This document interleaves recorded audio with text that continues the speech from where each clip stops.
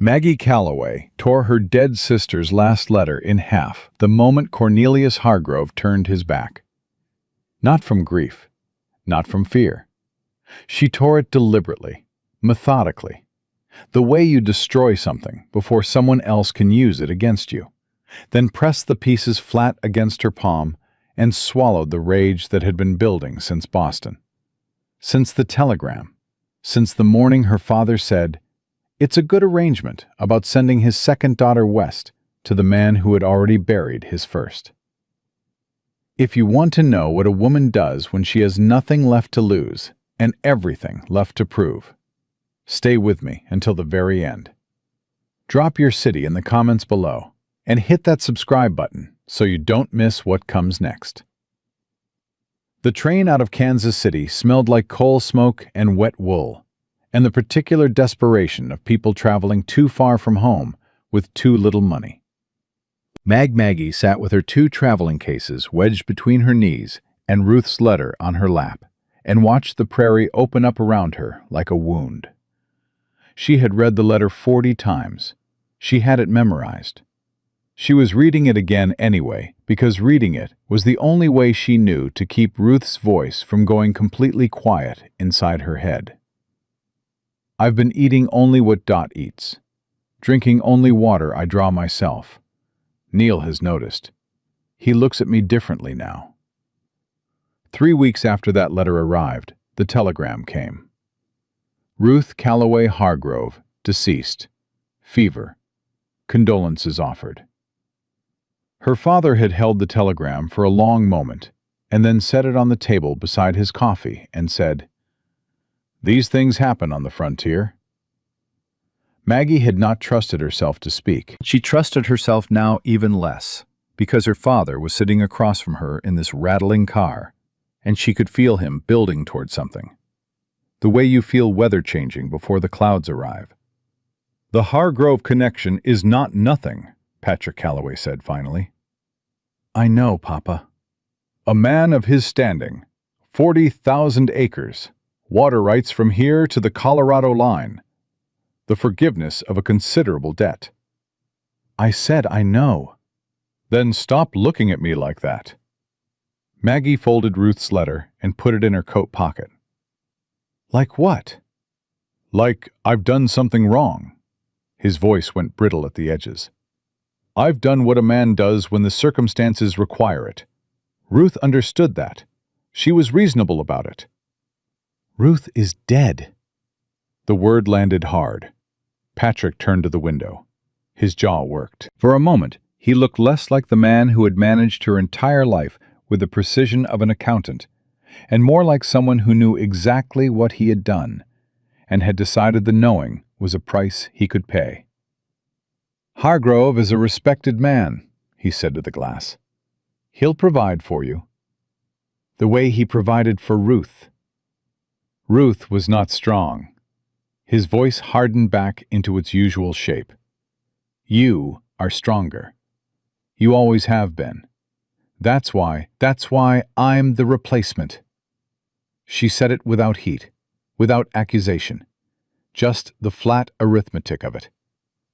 "The first replacement didn't take, so you're sending the spare." Patrick said nothing, which was its own kind of answer. Maggie looked out her own window and watched Kansas swallow the horizon whole, and thought about Ruth at 9 years old, braiding her hair by the window of their Boston apartment, making up stories about women who went on adventures, women who didn't wait for things to happen to them. She thought about Ruth at 26, packing her one good trunk and smiling at the train station with a smile that was only slightly too determined to be entirely true.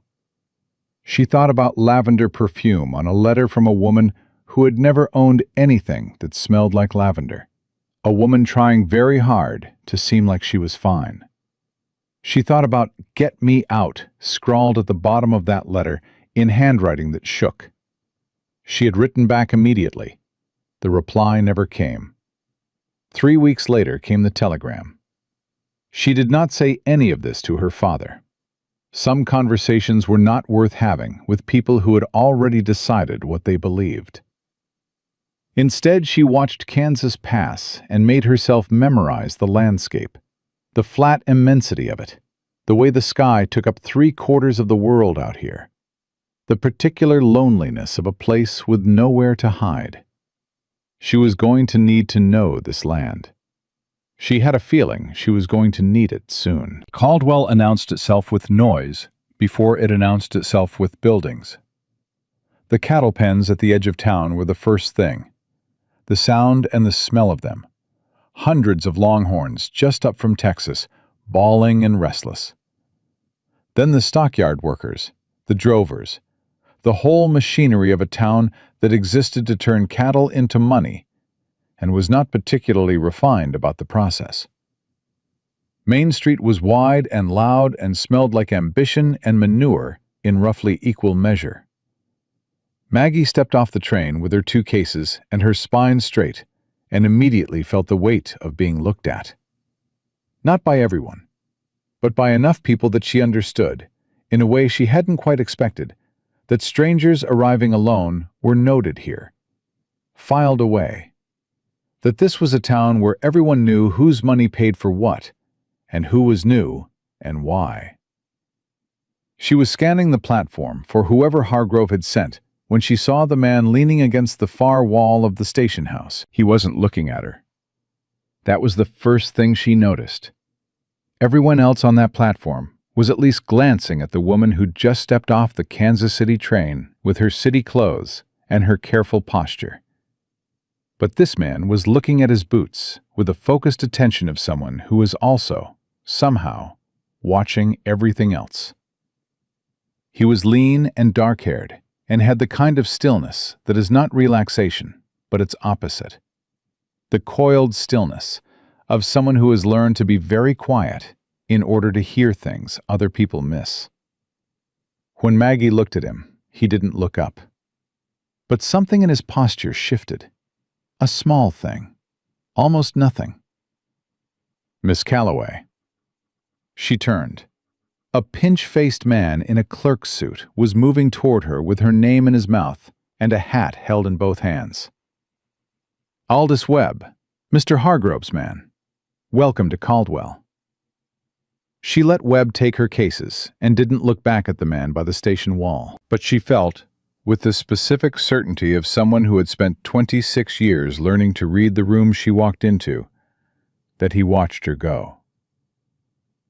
The drive to the Hargrove estate took 40 minutes over flat road, and Webb filled approximately 38 of those minutes with information Maggie did not ask for about Hargrove's water contracts and business interests and standing in the county, delivered in the tone of a man who believed he was conferring an honor. She let him talk and watched the land and said, at appropriate intervals, and thought about Ruth's letter.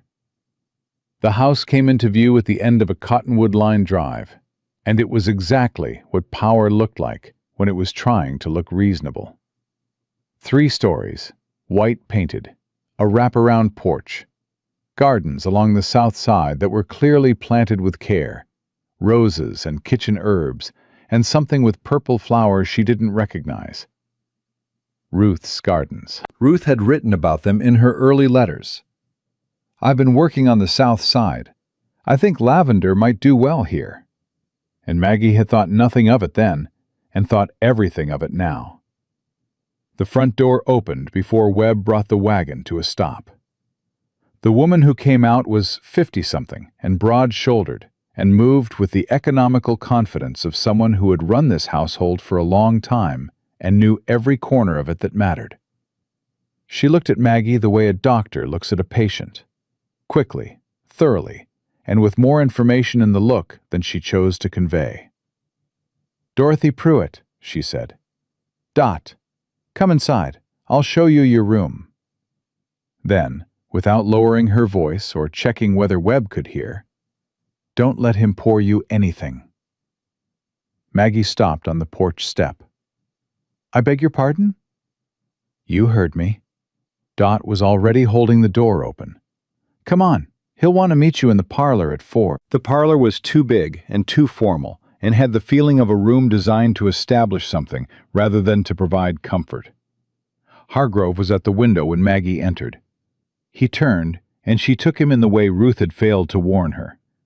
Because Ruth had described him as formal, as controlled, as a man of specific standards, and all of that was true, but none of it prepared you for the central fact of him, which was that he looked perfectly reasonable. He had a strong jaw and steady hands, and the unhurried manner of a man who had never in his life been forced to hurry because the world rearranged itself around his schedule. He was 52, and handsome in the way that money and certainty make men handsome, and he looked at her with the frank, assessing gaze of someone evaluating a new piece of equipment. Not unkindly. That was the part that made her skin crawl. "Miss Calloway," he extended his hand. His grip was measured and brief.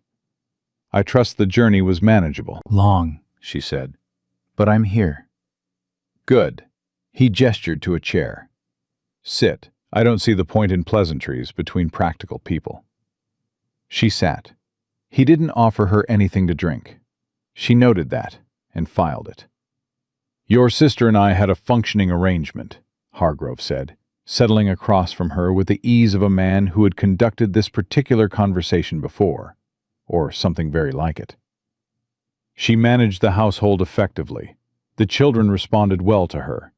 She was adequate in her public role. Her death was unexpected and disruptive." A pause. Just long enough to suggest grief, not long enough to contain it. "I believe a similar arrangement with you will serve both our interests." "What interests of mine does it serve, exactly?" He looked at her, a small recalibration happening behind his eyes. "Security, stability, a position of standing in a growing territory."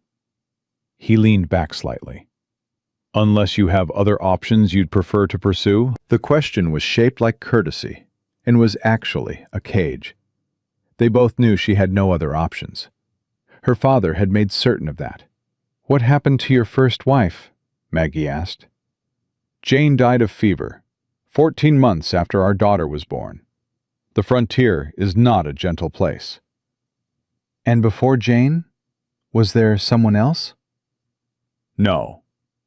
His voice didn't change. His hands didn't move. "Where did you hear otherwise?"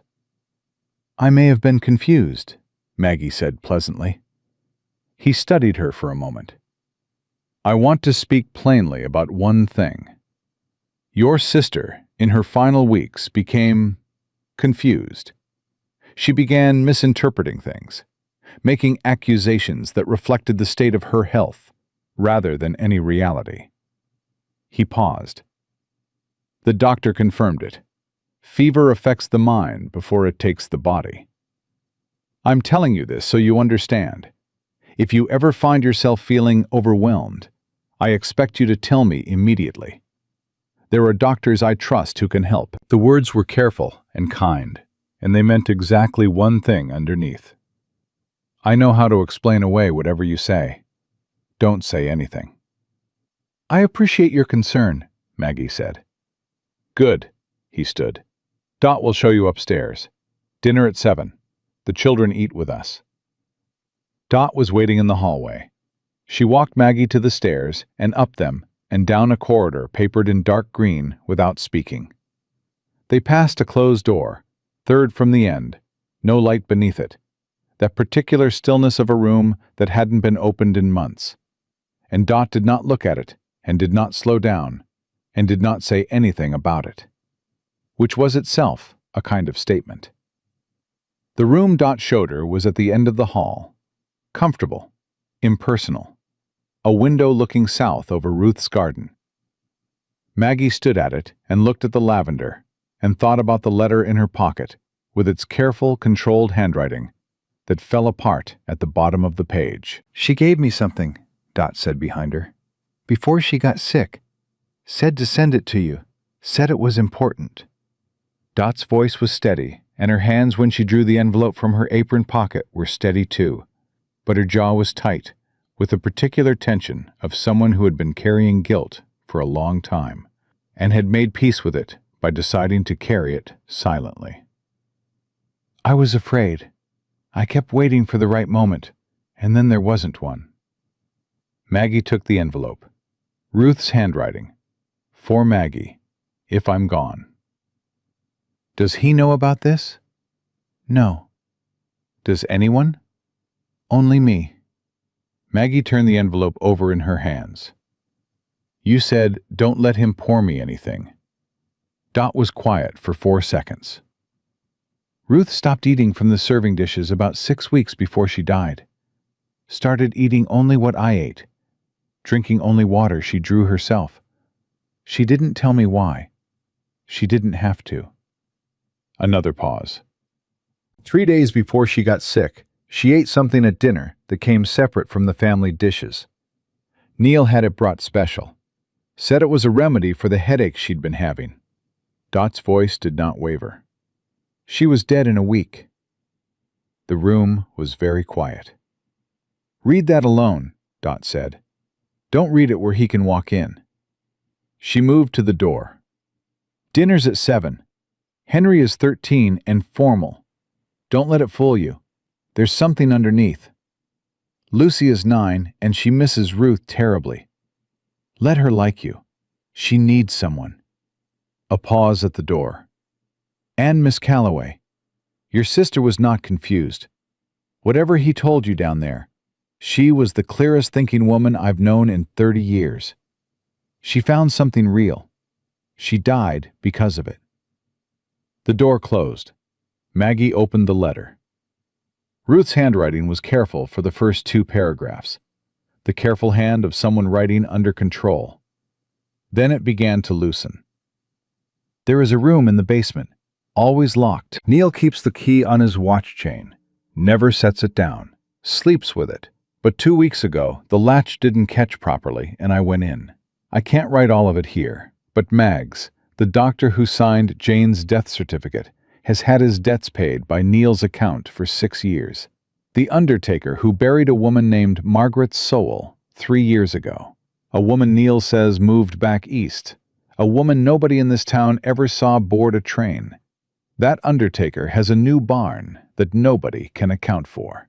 I've hidden everything I found. Dot knows where. If something happens to me, Dot knows. Don't come. I mean that. Stay in Boston. But if you come anyway, because I know you, Mags, I know you. Find Dot first. Find what I hid. And find a man in Caldwell named Jesse Holt. People say he's just a drifter. He's not. He helped a woman get out of Reno County 2 years ago, when her husband was trying to kill her. He did it for nothing. Ask for him at the livery on Front Street, but be careful how you ask. I love you more than everything. Get yourself out before what happened to me happens to you. Maggie sat with the letter in her hands until the light outside shifted from gold to gray. Then she folded it, tucked it into the lining of her case, and sat very still for a moment with her eyes on the door.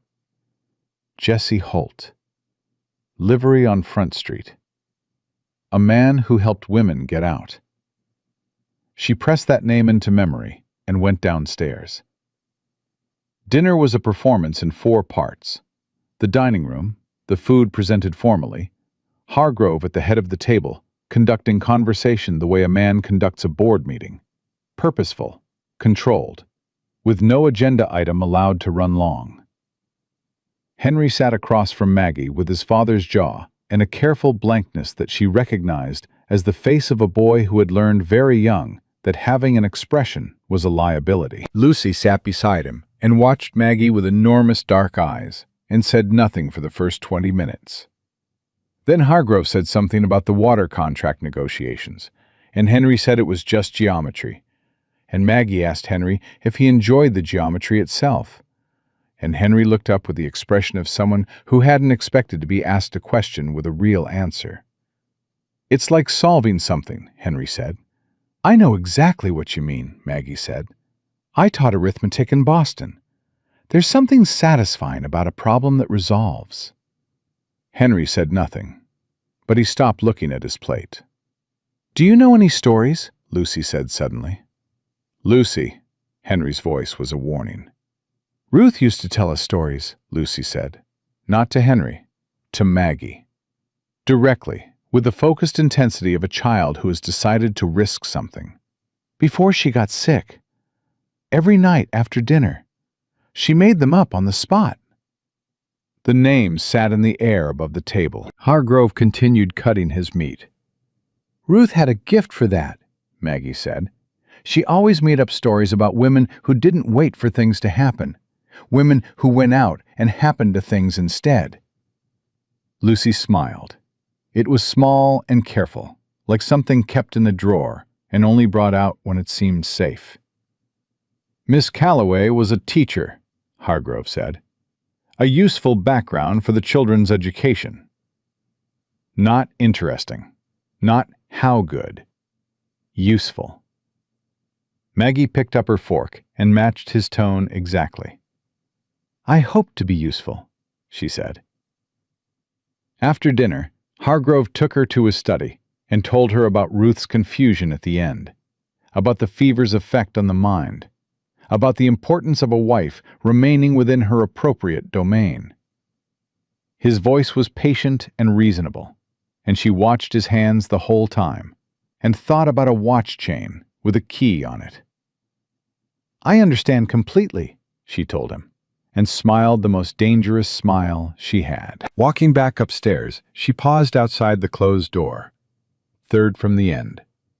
She pressed her palm flat against the wood for just a moment, said nothing, then went to her room and locked the door and sat on the edge of the bed in the dark. Past midnight, she heard them. Slow, deliberate, unhurried. Footsteps moving down the hallway toward the back of the house. A key in a lock, the sound carrying clearly through the silent building. A door opening, then closing, then nothing. Maggie sat up and held herself perfectly still and listened to the silence where the footsteps had been, and thought about Ruth writing, I heard footsteps below my room, and he looks at me differently now. And get yourself out. She was not getting out. Not yet. Not until she found what Ruth had hidden. Not until she understood the full shape of the thing she was walking into, every edge of it, every angle, so that when she moved right. But tomorrow, Webb would drive her into Caldwell to see where Ruth was buried, and the livery on Front Street was on the way to the cemetery, and there was a man named Jesse Holt, who had once helped a woman get out of a county very much like this one. Maggie lay back down in the dark and thought about what Ruth had written. He looks at me differently now. She thought about Hargrove's steady eyes across the dinner table, about the key that never left his watch chain, about a woman named Margaret Sowell that the undertaker had buried, but nobody had ever seen board a train. She was Ruth's sister. She had her mother's stubbornness and her father's ability to calculate, and Ruth's own gift, the one neither of them had ever named, for understanding what a room was really saying underneath what the room appeared to be saying. This room was saying, you are already in danger. This house was saying, run. And from somewhere beneath the floorboards, from a locked room she hadn't yet seen, from the ghost of a woman who had been careful and smart and careful, and still not careful enough, Ruth was saying, find what I left you. Find Holt. Don't do this alone. Maggie closed her eyes and let the house breathe around her, and made herself a promise in the dark. She had not come to Kansas to replace her sister. She had come to finish what her sister started, and she was not leaving until it was done. Webb came for her at 9 in the morning with the wagon and his pinched face and another 40 minutes of information she didn't ask for already loading itself behind his eyes. Maggie came downstairs in her second-best dress, with her hair done simply, and her face arranged into the expression she had decided on the night before. Not quite docile, not quite eager. Somewhere in the middle, where a woman looked like she was adjusting to her circumstances and finding them acceptable. The expression of a woman who was not going to be a problem. Hargrove was already gone. Left at 7, Dot told her in the kitchen while pressing a biscuit into her hand without ceremony. Water office first, then the north pasture. Back by 3, predictable as weather. "I'm going in the Caldwell," Maggie said quietly, "to see Ruth's grave." "I know." Dot was already turned back to the stove.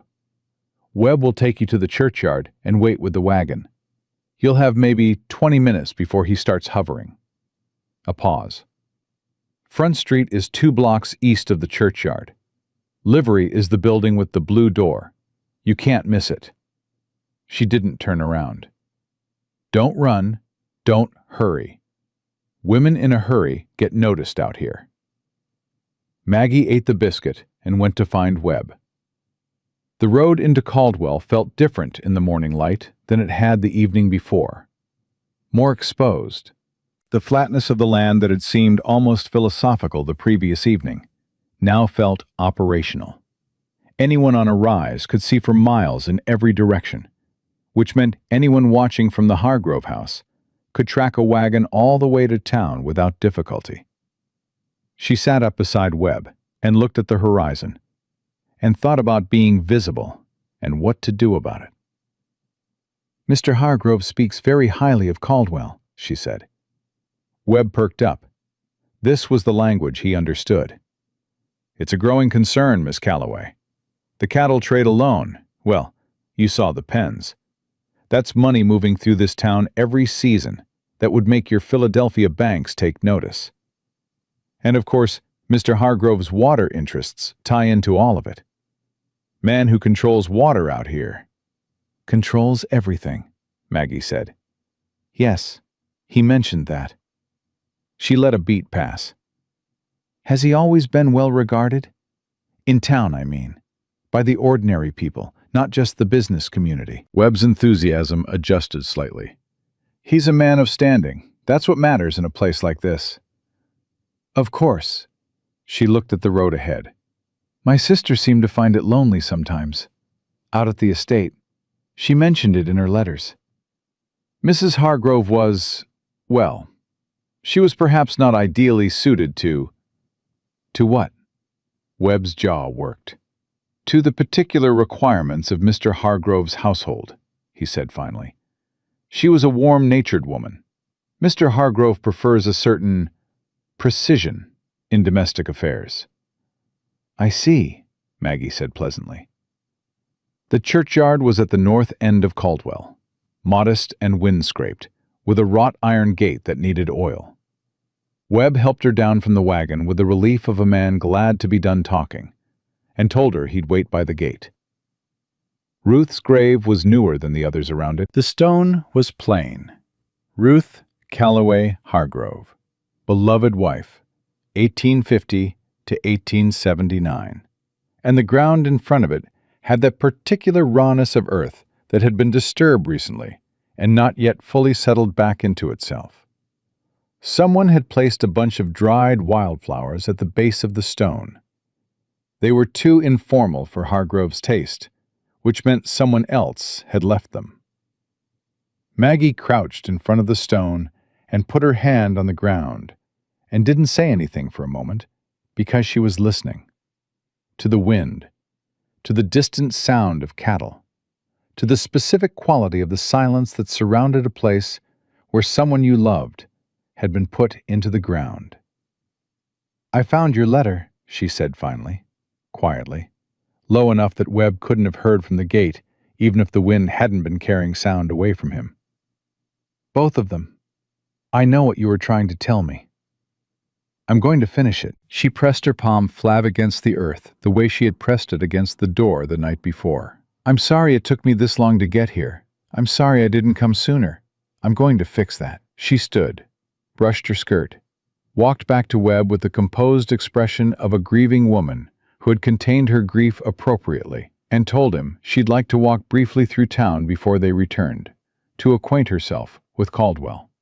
Webb looked at the main street, and at her, and at his watch, and agreed with the martyred efficiency of a man who knew his opinion was not being asked for. Front Street was exactly 2 blocks east of the churchyard. The livery was exactly where Dot had said. Blue door, faded to the color of a winter sky. The sound of horses and hay, and the thick, warm smell of the place, reaching her half a block away. Maggie walked past it once. Let her eyes go over it, the way her eyes went over every building they passed, without pausing, without marking it. Then she told Webb she wanted to look at the dry goods window across the street and watched him take the opportunity to speak to a man he recognized outside the feed store. She turned and went through the blue door. The livery was dim and long, and she gave her eyes 3 seconds to adjust before she moved. There were 4 horses in stalls, and a boy of about 14 mucking the far end, and a man crouched by the second stall from the door, working on something with a piece of leather harness in his hands. He did not look up when she came in. He was lean and dark-haired, and had the quality of stillness she had noticed at the train station. The kind that was not absence, but attention. The kind that meant he was already aware of exactly who had just walked through his door. "I'm looking for Jesse Holt," she said. "Lot of people look for things they can't find." He kept working the leather. "What makes you think he's here?" "Someone I trusted told me to ask at the livery on Front Street." He looked up then. His eyes were brown and steady, and he was perhaps 33 or 34, with a face that had seen weather and made no complaints about it. There was a scar along his jaw, small and old. He looked at her the way he had looked at the train station, which was to say, he looked at her completely, all at once. The kind of look that took in information rather than made assessments. "You came in on yesterday's Kansas City train," he said. "Aldous Webb picked you up. You were at the station." "I'm often at the station." He stood, the harness still in his hands. "You're the sister." The word hit her somewhere in the sternum. Not the replacement, not the new wife. The sister. "Ruth wrote you a letter," Maggie said. "She never sent it." Something crossed his face, brief and controlled, but she caught it. "I know. She talked to me once, about 2 months before she died. Came into town on an errand with Webb. Managed to get about 4 minutes alone while Webb was at the bank. He turned the harness over in his hands. She was scared, trying not to show it, but scared. She told me what she'd found in that basement, and asked if I could help her get out. I told her yes. Told her to send word when she was ready." A pause. Word never came. "She got sick 3 weeks later." "I know." His jaw tightened. "I know what she got sick of." Maggie looked at him directly. "Then you understand what I'm here for." "I understand you're in a house with a man who's killed at least 3 women, and you came in through the front door on your father's arm, and Hargrove thinks you're the replacement." He set the harness down on the stall rail. "What I don't understand is what you think I can do about it from out here." "I need time," she said. "I need to find what Ruth hid before I can move. And I need someone who knows this territory and who Hargrove doesn't own." "He doesn't own me." The words were quiet and had weight underneath them, the weight of something that had been tested. "Ruth said you helped a woman in Reno County." "I did. She said you did it for nothing." "I did that too." He looked at her for a moment. "That woman had 2 children and a husband who'd broken 3 of her ribs. She needed to get to her sister in Missouri, and she had $11 and no horse, and every road out of the county had one of her husband's friends on it." He shrugged slightly, the shrug of a man dismissing the suggestion that this required explanation. "Wasn't complicated. She needed help. I helped." "It's more complicated this time." "I know it is. Hargrove isn't a drunk with a temper. He's careful, and he's connected. And if he decides you found out what your sister found out—" He stopped, Let the sentence end itself. How much time do you think you have? I don't know. He thinks I'm adjusting, settling in. As long as he believes that, how long before he stops believing it? She thought about his eyes across the dinner table, about the key on the watch chain, about the way he had said your sister toward the end, became confused with the patient tone of a man who had said the same sentence before, in the same patient tone, about a different woman. Not long, she said honestly. Jessie Holt was quiet for a moment.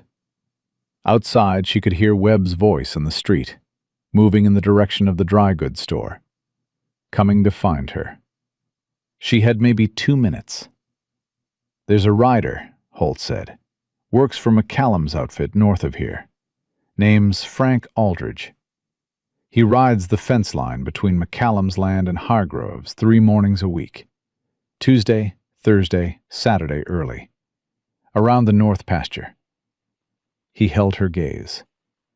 If you had something that needed to get to someone outside the county, someone who couldn't be bought or watched, Frank would be the way to move it.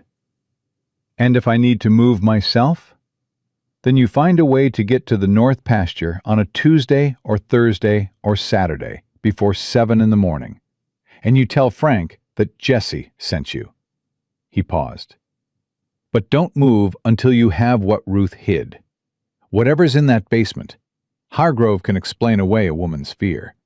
He can explain away a housekeeper's suspicion.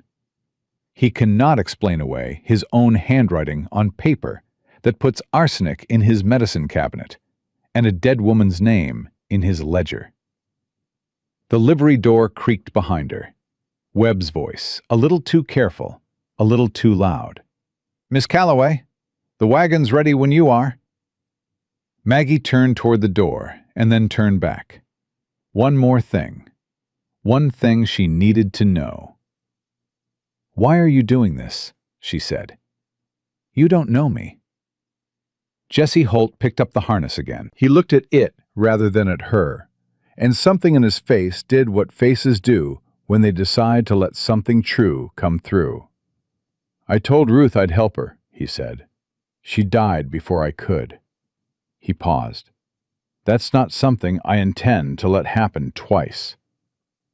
Maggie walked out of the livery and across the street to where Webb was waiting with the wagon, and she walked slowly enough that nothing showed in how she moved.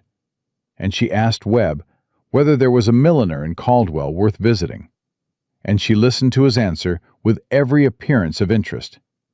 And the whole ride back to the Hargrove estate, she watched the Cottonwood Line drive come toward her, and thought about Tuesday mornings, and north pastures, and a man who had told a dead woman he would help her. Dot was in the kitchen when she returned, alone. The 2 household girls were out in the yard with the laundry, and the sound of their voices was a thin thread that confirmed their distance. I found him, Maggie said quietly. Dot turned from the stove. Something in her went still, the way things go still when they have been braced for a long time and suddenly find something to brace against. And? He's willing, but I need what Ruth hid first.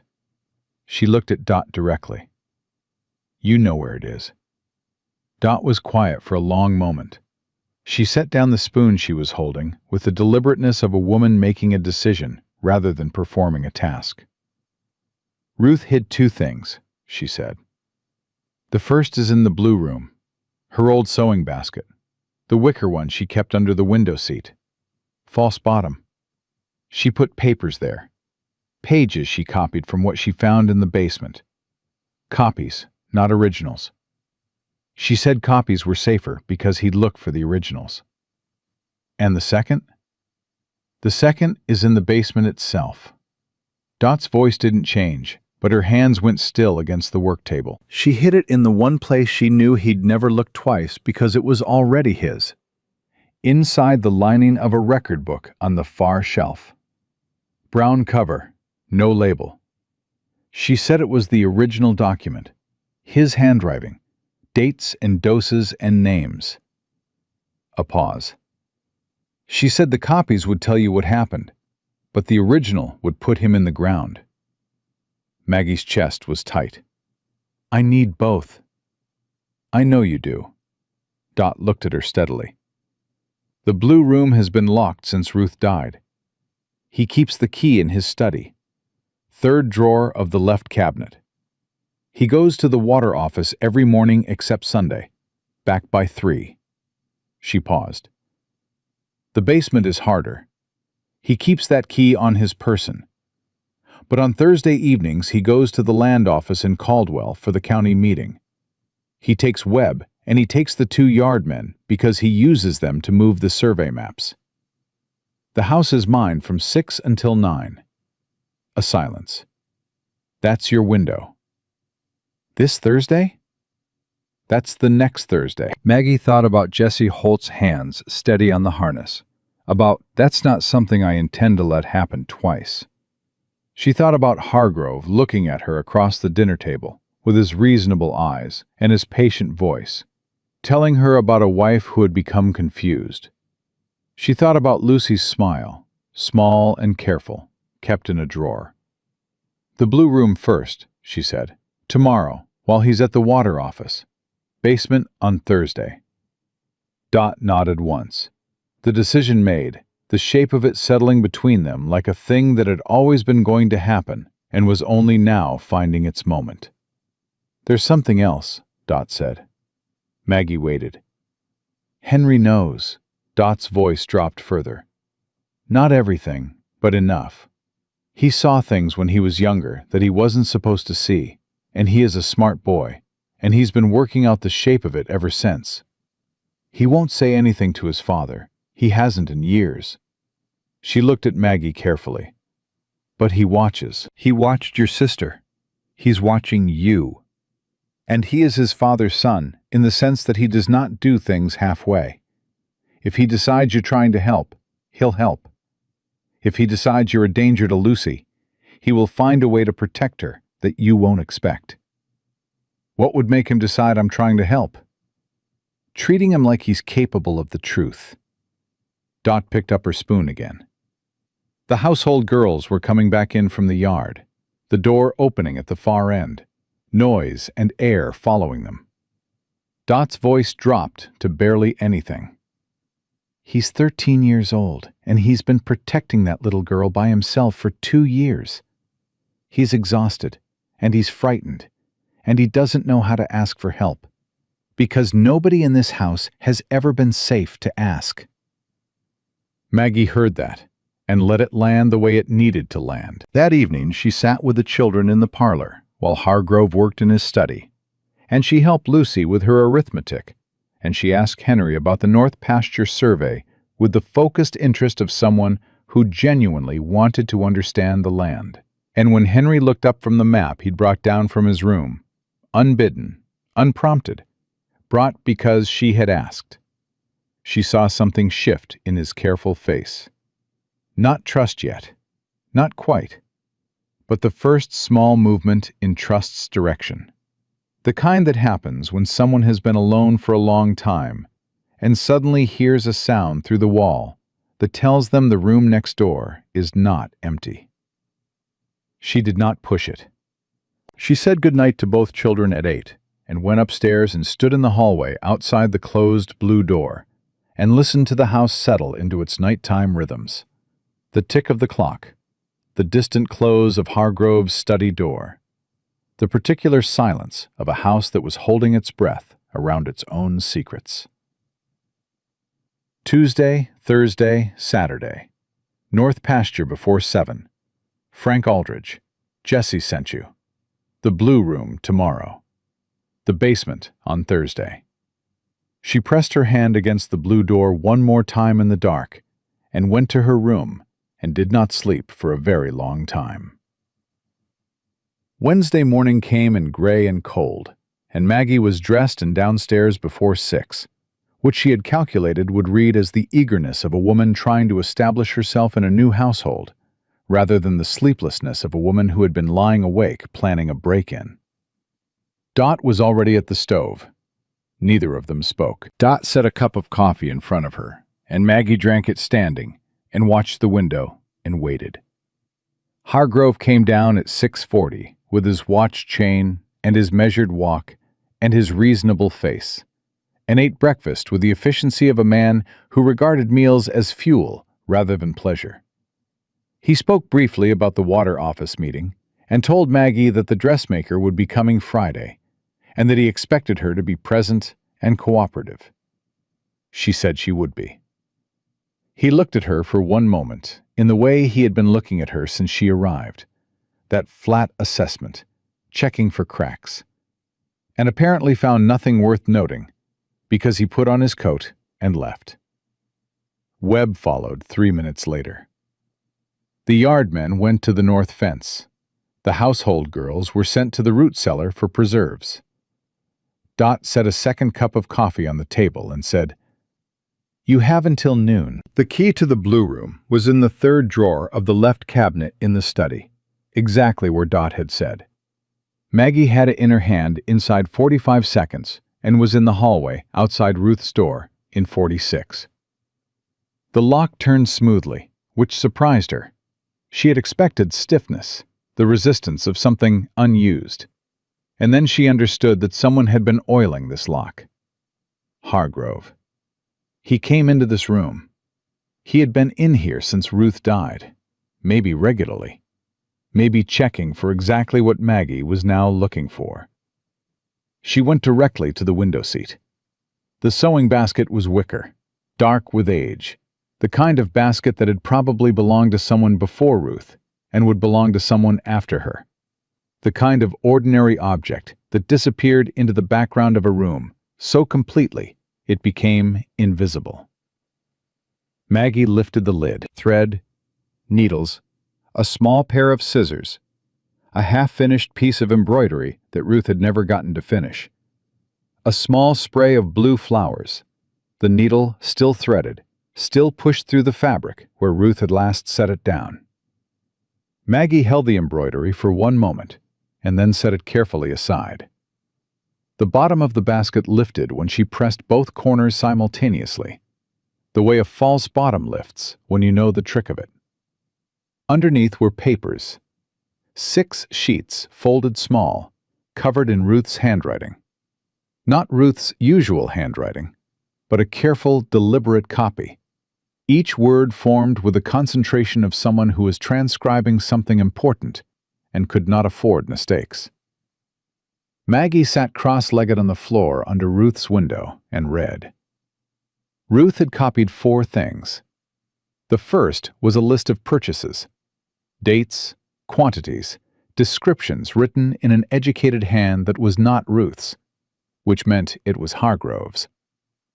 Arsenic, strychnine, a compound Maggie didn't recognize by name, but Ruth had written next to it. Dr. Prentice says this is what they use in the sanitariums. The dates spanned 7 years. The quantities were small each time, small enough that a single purchase might mean anything. A rat problem, a garden pest. But accumulated across 7 years, they told a different story entirely. The second was a partial letter, also copied, addressed to someone referred to only as P. Ruth had written at the top, found in the locked box on the basement shelf, bottom left. I couldn't copy all of it, but this is the part that matters. The letter discussed, in clinical language that made Maggie's hands shake, the appropriate interval between doses to produce symptoms consistent with fever, the appropriate interval to avoid raising suspicion.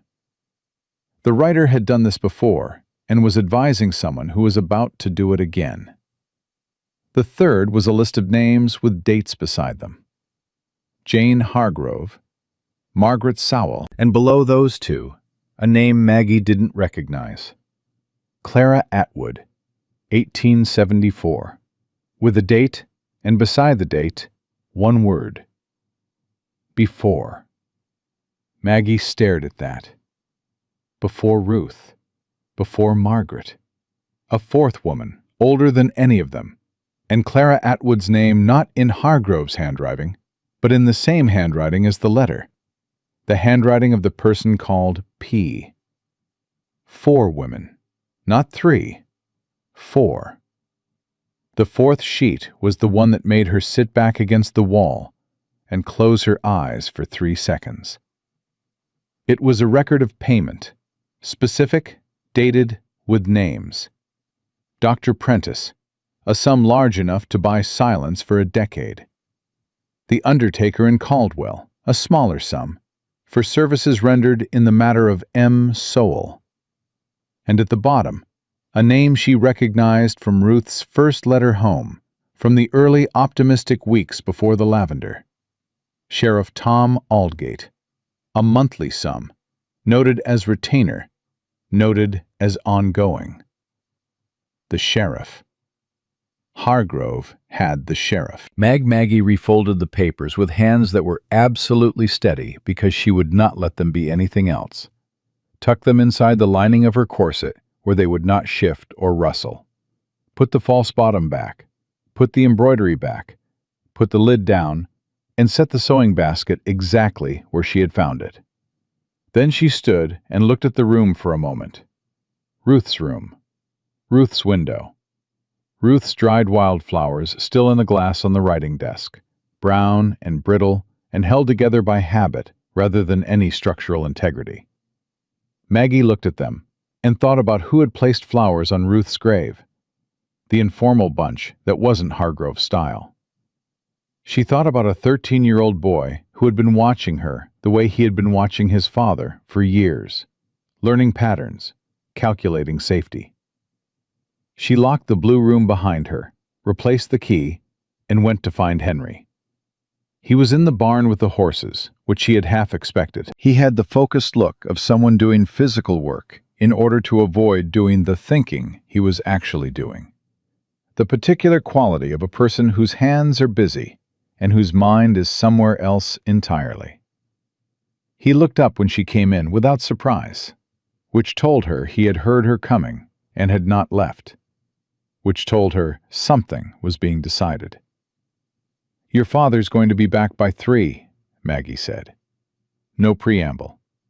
She had decided, based on everything Dot had told her and everything she had seen in Henry's careful face over the past 2 days, that preamble would insult him. "I don't have much time, and I need to know if I can trust you." Henry was quiet for a moment. He set down the brush he'd been using on the bay mare's flank and turned to face her with the serious stillness of a boy who had been asked important questions so rarely that he handled them with great care when they arrived. "Mama Ruth left flowers on her grave," he said, "before she was buried there. She gave them to me and told me to put them there when the time came. She said she hoped it wouldn't be soon." He paused. "I put them there the day after the funeral, when Webb took me to see the stone." Maggie absorbed this. She knew. She knew for a while. I think she was hoping she was wrong. His jaw worked. She wasn't wrong. No, she wasn't. Maggie looked at him directly. "Henry, I need to get into the basement on Thursday evening. I need the original documents your father keeps down there. Without them, what Ruth found it's important, but it's not enough. A judge can look at copies and call them forgeries. He can't do that with your father's own handwriting, his own dates, his own ledger." Henry said nothing, but he didn't look away. "I know what I'm asking," Maggie said. "I know what happens if he finds out. I know you've been keeping Lucy safe by yourself for 2 years, and I know you're 13 years old. And I know this is not your responsibility, and it never should have been." Her voice was even. She needed it to be even. "But I'm asking anyway, because I think you've been waiting for someone to ask, and because if I do this alone, I might not do it right, and Ruth deserves for it to be done right." The barn was very quiet. The bay mare shifted her weight and blew a soft breath, and otherwise the world seemed to hold itself still and wait for Henry Hargrove to make a decision. "He doesn't always lock it from the inside," Henry said finally. "The basement door. He locks it when he goes down. But sometimes, when he comes up late and he's occupied with other things, he doesn't check the latch. He looked at his hands. Mama Ruth wasn't the first one to find it open. I found it open 2 years ago. I was 8. A pause. I didn't understand what I saw, but I remembered it. I've been remembering it ever since. Maggie waited. Thursday, Henry said. He leaves at 5:30 for the county meeting. He takes Webb and both yardmen. The cook goes to her sister's in town on Thursday evenings. She's done it for years. He's used to it. It'll be Dot and me and Lucy. He looked up. Lucy goes to bed at 7. She sleeps hard. She won't know. And you? I'll be awake. He said it simply, without drama. I'll be in the hallway at the top of the basement stairs. If I hear the wagon coming back early, I'll knock twice on the kitchen floor with my boot heel. You'll hear it in the basement. He paused. There's a window in the basement on the east side, low to the ground. It opens from inside. If you need to get out fast, that's the way. Maggie looked at this boy, this exhausted, careful boy who had taught himself the architecture of danger and the geometry of escape, because no adult in his life had protected him from the necessity of it, and felt something that was not quite grief and not quite rage, but contained both. When this is over, she said, you and Lucy are coming with me. I want you to know that. Whatever happens, whatever I find down there, I'm not leaving this county without both of you. Henry's face did something complicated and then went still again. You can't promise that. I just did. He'll be in no position to stop anyone from doing anything. Not when I'm done. She held his gaze. I know you have no reason to believe that. I know every adult who's ever been in this house has let you down in one way or another. I'm asking you to trust me anyway, the same way I'm asking you to trust me on Thursday. And I won't pretend that's a fair thing to ask. Henry was quiet for a long time, long enough that Maggie thought he had decided against it. Then he said, Mama Ruth told me about you. Before she died, when she was still well enough to talk, she told me her sister in Boston was stubborn as a post and twice as useful. He paused. She said if anyone could fix this, it was you. Maggie's throat tightened. She kept her face still. She gave me too much credit. Maybe. He picked up the brush again and turned back to the mare. Thursday at 6. Don't wear anything that rustles. She was back in the kitchen with her second cup of coffee before noon, looking for all the world like a woman who had spent a quiet morning familiarizing herself with the house. Thursday came with the slowness of all days that matter. Maggie moved through it carefully, precisely, at exactly the pace of a woman with nothing to hide. She had the dressmaker fitting in the morning. An hour of standing still, while a woman with pins in her mouth adjusted and murmured and occasionally glanced between Maggie and a set of measurements that were not quite her own. Ruth's measurements. And Maggie did not say anything about that. She had dinner with the children and listened to Lucy describe a drawing she was working on, a picture of a horse with wings, and said it sounded like the best kind of horse, and watched Henry eat his food and not look at her, and felt the understanding between them like a wire pulled taut. Hargrove left at 5:30 exactly. Maggie watched the wagon from the parlor window. Webb up front, the 2 yardmen in the back with the survey maps, and didn't move until the dust of their going had fully settled. Dot was in the kitchen. She looked at Maggie once and then looked at the clock and said nothing, which was its own kind of permission. Maggie went to the study. The key to the basement was on the hook inside the locked drawer of the right cabinet, not the left this time, which told her Hargrove had a system, a deliberate rotation, nothing stored where habit would make it predictable. She had found this out from Henry, who had spent 2 years watching his father's patterns with the focused attention of someone whose safety depended on them. Second Thursday of the month, it was the right cabinet. She had the key in 40 seconds and was at the basement door in 50. The stairs were steep and wooden, and she went down them with her weight on the outside edge of each step where they were less likely to creak. A trick her mother had taught her for sneaking past a father who drank.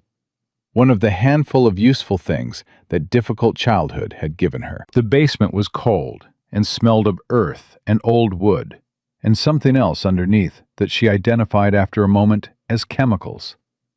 The sharp, particular smell of substances that had no business being in a house. She moved by the light of the small lamp she'd taken from the hallway, shielding it with her hand, and looked at the room around her. Shelves along 3 walls, crates and barrels, and the ordinary detritus of a working household. Preserved food, spare tools, things put down here and forgotten. And on the far wall, separated from the rest by 6 feet of empty floor that felt like intentional distance, a set of shelves that were neater than anything else in the basement, organized with the precision of someone who used this section regularly and expected to find things exactly where they had been left. The record books were on the middle shelf, 8 of them, identical brown covers, no labels, arranged by size. Ruth's note in her letter had said brown cover, no label, far shelf, but there were 8, and Maggie understood now why Ruth had said what she'd said about the original being in the one place Hargrove would never check. She pulled out the largest one first and opened it and found columns of figures that made her eyes go cold. Not the dates and doses, something else.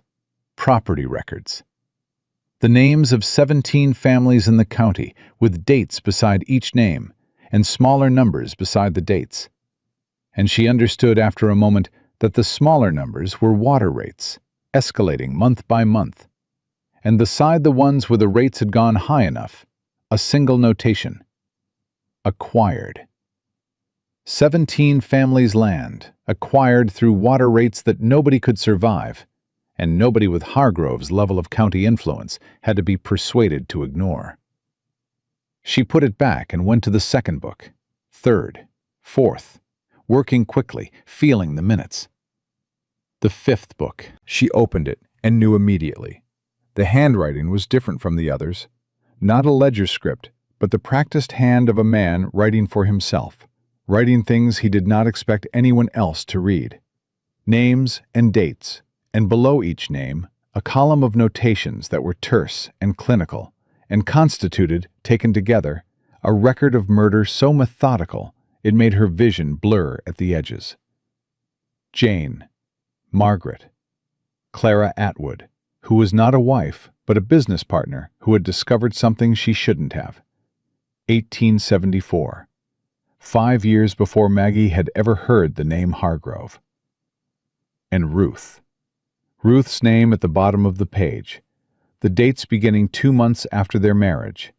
The notations tracking dose and interval and response with the same flat precision as the others.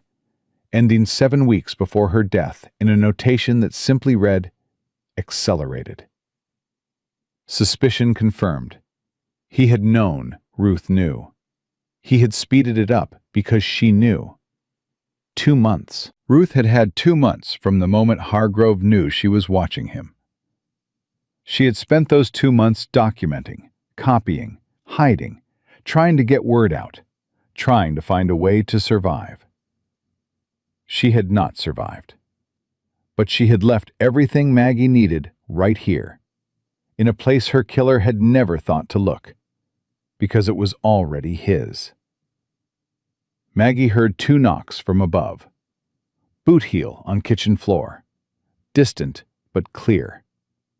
She was moving before the second knock had fully sounded. Book inside her corset lining alongside Ruth's copies. Lamp extinguished. Up the stairs with her weight on the outside edges. Key in the lock. Lock turned. She was in the kitchen doorway when she heard the wagon on the drive. Henry was at the top of the stairs, his face carefully composed. He looked at her hands. She gave him the smallest nod. He exhaled. It was barely anything, barely a sound, but it was the exhaled breath of a boy who had been holding something in his chest for 2 years and had just been told, without words, that someone else was carrying it now. Hargrove came through the front door 6 minutes later. The meeting had ended early, he said. He asked if dinner was available. He looked at Maggie with his reasonable eyes and his measuring gaze and found her exactly where he expected to find her, sitting in the parlor with Lucy's arithmetic book, helping the girl with her sums. "How was your evening?" he asked. "Quiet," Maggie said. "Lucy is making excellent progress with her division." Lucy looked up at her father with enormous dark eyes and said nothing, which was its own kind of protection, its own small strategic silence, learned from watching the adults in this house navigate a man who believed he controlled everything in it. He did not control everything in it. Not anymore. Maggie turned a page in the arithmetic book and kept her face smooth and her hands steady, and thought about Frank Aldridge riding the fence line on Tuesday morning, and Jesse Holt at the livery with his steady hands and the particular patience of a man who had been waiting for the right moment for 2 years. 2 days. She needed 2 more days. She looked at Lucy's careful numbers in the margins of the workbook and thought about what Ruth had written. "Get yourself out before what happened to me happens to you." She thought about how Ruth had not gotten herself out in time, how Ruth had been careful and smart and still not fast enough, and how Maggie was going to be faster, because she had what Ruth had spent her last weeks building, and because, unlike Ruth, she had already found the people willing to help her use it. Tuesday morning, North Pasture, before 7. "Jessie sent you." She closed the arithmetic book and said goodnight to Lucy and walked upstairs past the blue door and the basement door and the closed study where Hargrove was already back at his ledgers, and she locked her bedroom door behind her and stood in the dark and felt the weight of the documents against her ribs, like a heartbeat. Ruth's heartbeat. Still going. Still insisting that what she had found was worth finding, worth dying for, worth fighting to the surface no matter how long it took and how much it cost. "I know you'll come anyway," Ruth had written, "because I know you." She had known her. She had known her exactly right. Friday passed without incident, which was itself a kind of incident, because Maggie had learned in 4 days that a house built on secrets had its own weather system, its own pressure changes, and the particular stillness of Friday felt less like calm and more like the held breath before something breaks. Hargrove was present all day. This was the variable she had not fully accounted for, that he would sometimes stay home, moving through the house with his measured walk and his watch chain and his reasonable face, appearing in doorways at intervals that felt almost deliberate, as if he were checking the position of pieces on a board. The dressmaker came and went. Maggie stood still for her measurements and made appropriate conversation, and felt Hargrove's eyes from the doorway twice, and both times she was doing exactly what she was supposed to be doing, and both times the fact that she was doing exactly what she was supposed to be doing felt more dangerous than if she had been doing something wrong. Controlled people notice when other people become controlled. She understood that now. She was going to have to be more careful about how careful she was. Saturday was worse. Hargrove took her on a tour of the property. Not an invitation, a directive, delivered at breakfast in the tone of a man laying out a schedule. He showed her the north pasture and the water lines and the fence that divided his land from McCallum's. And he talked about acreage and water rights and the particular satisfaction of owning something no one could take from you. And Maggie walked beside him and listened, and said the right things, and the whole time she was thinking about Frank Aldridge, who rode this same fence line on Tuesday mornings, who was 2 days away, who was the line between where she was and where she needed to be. "Your sister used to walk out here," Hargrove said at one point, stopping at the north fence and looking at the flat land beyond it with the proprietary gaze of a man surveying inventory. "She found the land monotonous. She was a city woman." "I find it clarifying," Maggie said. He looked at her. That assessment again, that flat, measuring look. "You're more practical than she was. We were different in many ways. She was sentimental. Sentiment is a liability out here." He turned back toward the house. "You seem to understand that." She let him believe that. She followed him back across the pasture, and the whole time her eyes were on the fence line, and she was counting the distance and thinking about Tuesday. Sunday was church, which meant Caldwell, which meant 40 minutes in the wagon with Webb and the children, while Hargrove rode ahead on his black horse, which meant Maggie sat between Henry and Lucy on the wagon seat, and felt Henry's shoulder against hers, and understood from the slight, deliberate pressure of it that he was telling her something, without telling her something. She looked at him once. He looked forward. Then he said, very quietly, under the sound of the wheels and Webb's clicking to the horses, "He was in the study for 3 hours last night." "I know," Maggie said, equally quiet. "He was looking at something. I heard him open the right cabinet twice." She kept her eyes on the road ahead. "Was anything disturbed?" "Not that I could see, but he's—" Henry paused. "He gets quiet like this when he's thinking hard. He went quiet like this about 6 weeks before Mama Ruth got sick." The wagon rolled on, and Lucy pointed at a hawk sitting on a fence post and said it looked like the horses in her drawings, the way its wings folded.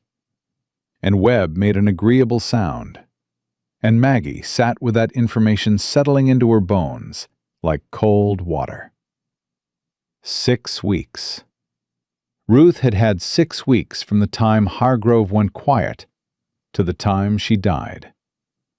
Maggie had been in this house 5 days. She did not allow herself to calculate the reduced interval. She did not allow herself to think about accelerated.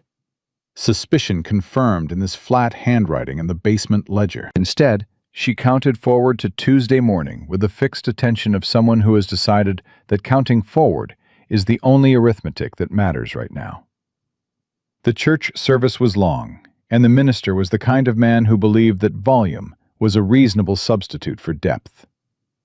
Maggie sat in the Hargrove pew with her hands folded and her face appropriately reverent, and looked once, briefly, at the door on the far side of the church, where a lean, dark-haired man sat in the last row with his hat on his knee.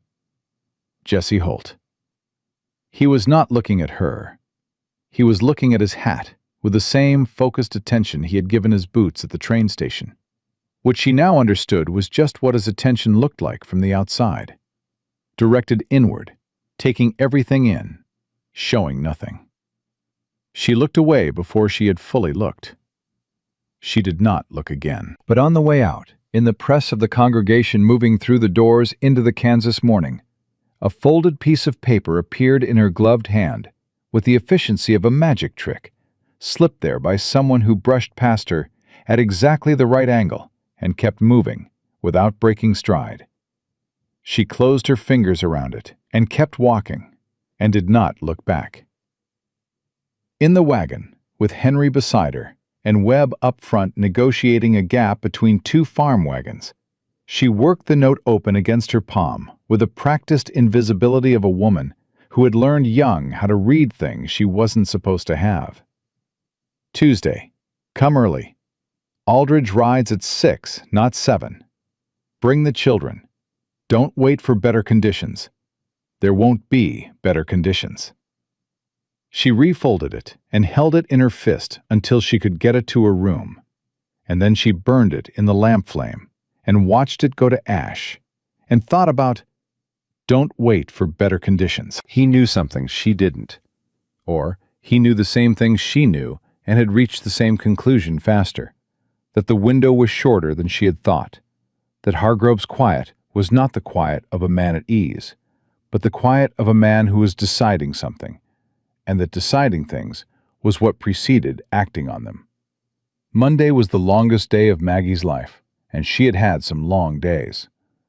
She went through it task by task, the way you go through difficult terrain, not looking at the whole distance, just the next step and the next. She helped Lucy with her watercolors in the morning, and spent an hour with Dot in the kitchen, learning where the household stores were kept, which was useful both as cover and as practical knowledge for a woman who might need to move quickly in a house she didn't know well enough yet. She read in the parlor in the afternoon, while Hargrove worked and listened to the specific quality of his movements on the floor above her, and tracked them the way Henry tracked them, learning the pattern, finding the edges of it. At dinner, Hargrove said, "I've invited the county assessor for dinner on Wednesday. I'll expect you to be present and to manage the table appropriately." Wednesday. She noted the word. "Of course," she said. "I'll also need Webb to drive to the land office Tuesday morning. I have documents that need to be registered before the end of the month." He picked up his fork. "Webb will be gone from 8 until at least noon. You'll manage the household in that time." She looked at her plate. Webb gone Tuesday morning. The yardmen would still be at the fence. Dot in the kitchen. Just her and the children and the open Kansas morning. She said, "I'll manage it well." She did not look at Dot. She didn't need to. From the far end of the table, where Dot was serving the second course, she felt the housekeeper's stillness, a specific kind of stillness that was not surprise but recognition. Henry, when she glanced at him, had his eyes on his food and the careful blank face he wore like armor. But his left hand had stopped moving. That night she went to Henry's room. She knocked twice, softly, and waited. And when the door opened, she went in, and they stood in the dark, and she told him what she needed him to do in the morning. She told him quickly and in full, because he was 13 years old, and she owed him the truth, and because she needed him to understand the whole picture, not just the part he was playing in it. He listened without interrupting. This was one of the things about Henry that made her chest ache, the way he listened, with his whole body. The way a person listens when they have learned that information is something you cannot afford to waste. "Lucy doesn't know," he said when she finished. "Lucy doesn't need to know until she's on a horse. She'll be frightened." "I know, but she'll be more frightened if I explain it now, and she has to sleep between now and then knowing what's happening. She's 9. She needs to sleep." Maggie paused. "When we're on the road and she's frightened, she'll need you to be steady. That's your job tomorrow. Can you do that?" He nodded without hesitation, which was its own kind of courage. "What if he comes back before Webb does?" "He won't. He's expecting Wednesday to be the next thing he needs to manage." She meant this in both the ordinary sense and the other sense, and she saw from Henry's face that he understood both meanings. "He doesn't know the timeline has changed." "What if Jesse Holt—" "He'll be there."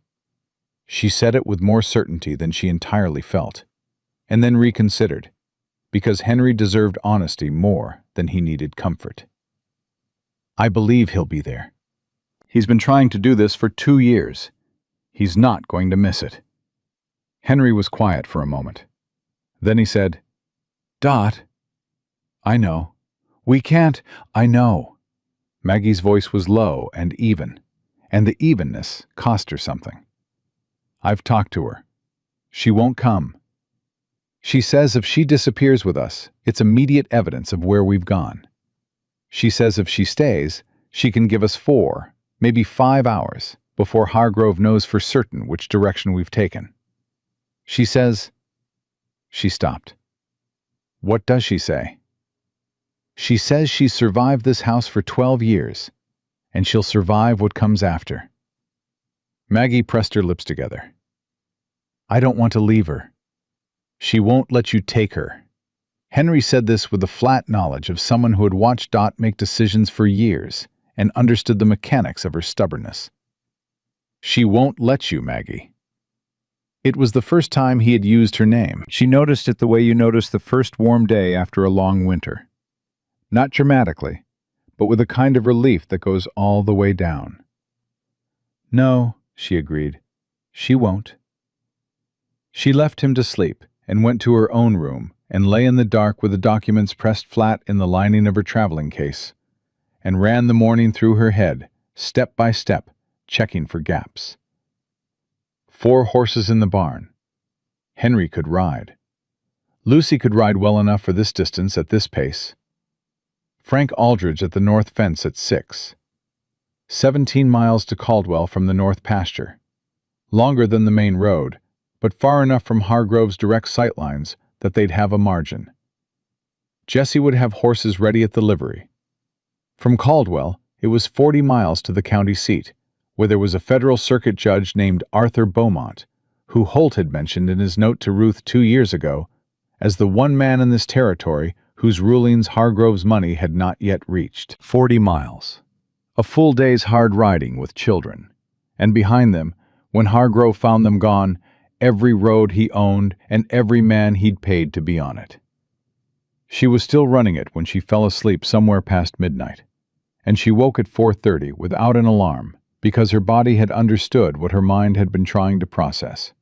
That this was the morning, that everything she had come west to do was going to happen or fail in the next few hours, and that the only thing left to decide was how she carried herself through it. She dressed in the dark, brown skirt, plain blouse, her heaviest boots. She strapped the traveling case closed and put it under the bed. She would not take it, could not, too conspicuous, and transferred what mattered into the deep inside pocket of her coat. Ruth's copies and Hargrove's ledger, wrapped in a piece of oilcloth she'd taken from the kitchen stores. Her mother's ring, which she'd been wearing since Boston. $32, everything she had. She sat on the edge of the bed in the dark and listened to the house breathe and thought about Ruth sitting in this same pre-dawn quiet, frightened and careful and running out of time. She thought about "I'd rather be disrespectful than dead," and about dried wildflowers in a glass on a writing desk, and about a small, careful voice saying, "Mama Ruth used to tell us stories every night after dinner, before she got sick."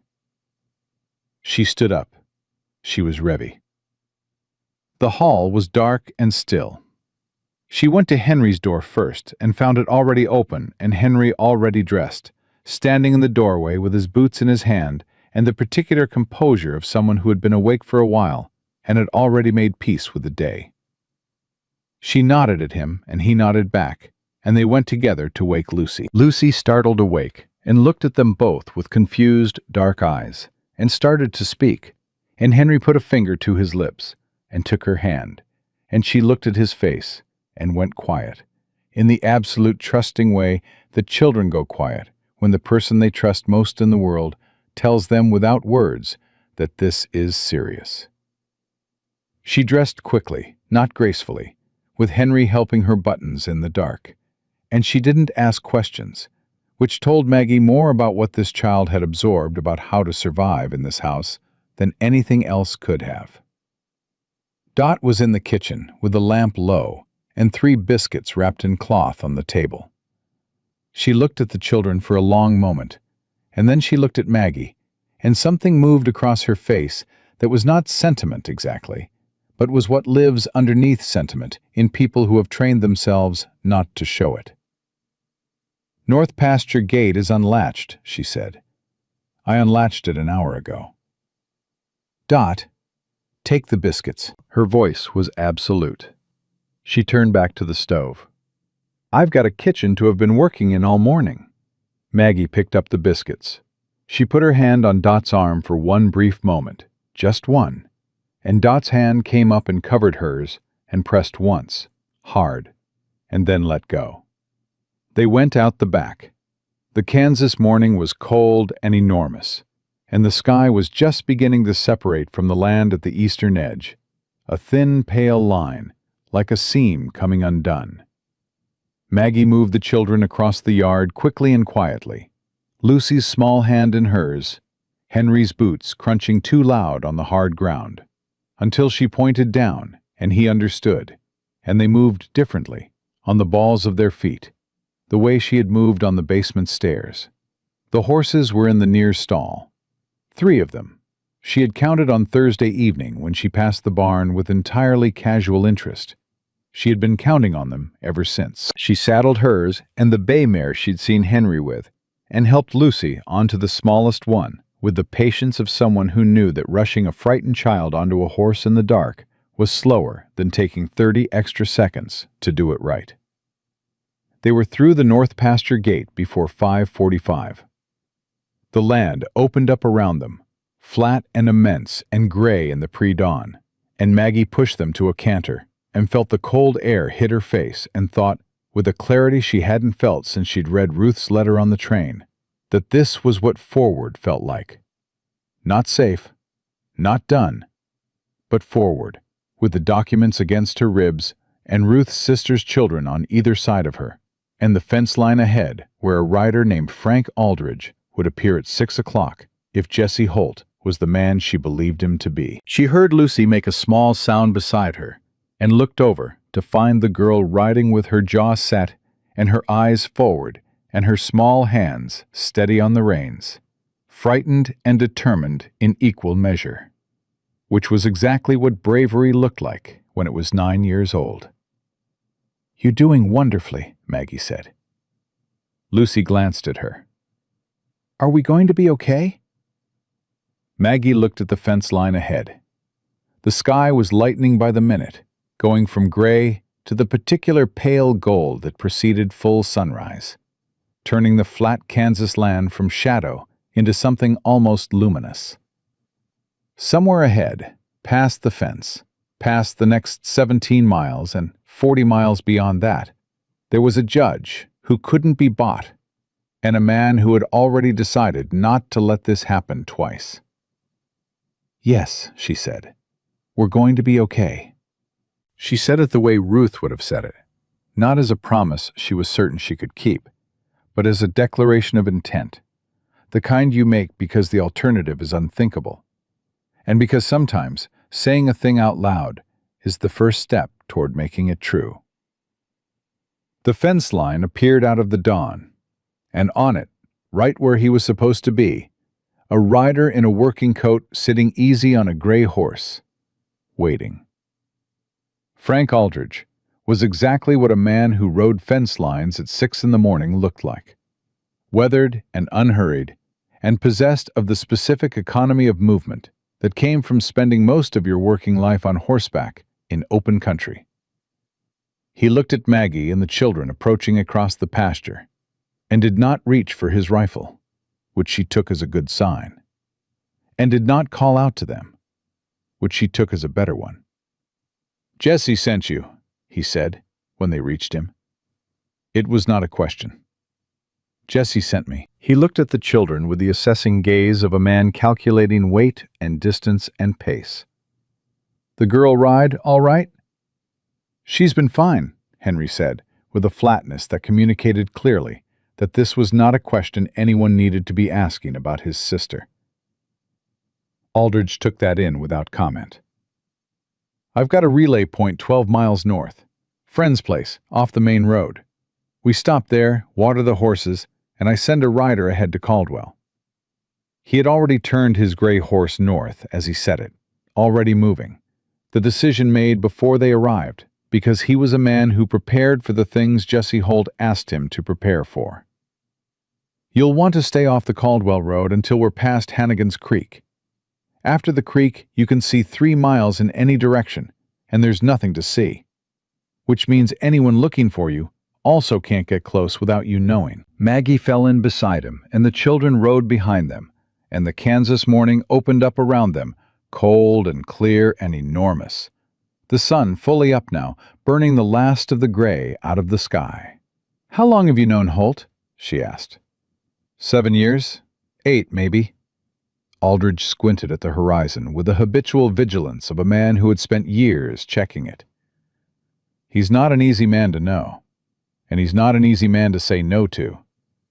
Those two things go together, I find. He paused. He told me about your sister. What happened to her? He told me about it the week after she died, when he came back through this part of the county. Another pause. The kind that was not emptiness, but weight. He blamed himself. He still blames himself. He shouldn't. I know it. He knows it too, somewhere. But knowing a thing and feeling a thing are two separate operations, and Jesse Holt has never been particularly good at getting them to run together. He glanced at her briefly. He'll be glad you made it out. She thought about that for a moment, and let the thought be what it was. Uncomplicated, honest. The simple fact that there was a man in Caldwell who would be glad she had made it out, which was more than she had started this week with. The relay point was a small farm off a dirt track that split from the main road so unobtrusively that she would have ridden past it without seeing the turn. The woman who met them at the fence gate was perhaps 45, broad-faced, with the kind of eyes that had decided long ago to take people at face value because the alternative was too exhausting. She looked at Maggie and the children and said, "Come in, get warm, there's coffee." And that was the extent of her questions. Lucy drank her coffee with both hands around the cup and leaned against Henry's shoulder and didn't speak. But her eyes were moving, taking everything in, and Maggie could see her calibrating the situation with the quiet intelligence she had been hiding under 9-year-old politeness the entire time she had known her. Henry had his arm around his sister's shoulders, with the automatic protectiveness that was so deeply built into him by now that he probably didn't notice he was doing it. Maggie sat across from them and felt something settle in her chest. Not relief. It was too early for relief. But something adjacent to it. The particular feeling of having gotten through the part that required the most precise execution, of being now in the part that required only forward motion.